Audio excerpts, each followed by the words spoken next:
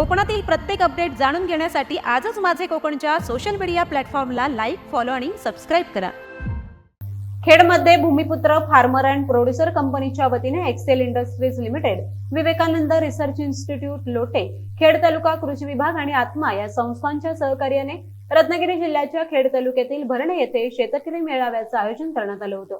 या मेळाव्याला खेड भूमिपुत्र संस्थेचे अध्यक्ष नामदेव निकम यांच्यासह उपाध्यक्ष परशुराम लांबे, संचालक प्रकाश जाधव यांच्यासह कृषी क्षेत्रातील अनेक मान्यवर व शेतकरी मोठ्या संख्येने उपस्थित होते. आपल्या मार्गदर्शनपर भाषणामध्ये अध्यक्ष निकम यांनी खेड भूमिपुत्र कंपनीच्या सद्यस्थितीबरोबरच आगामी विविध शेती उत्पादनासंबंधित माहिती दिली.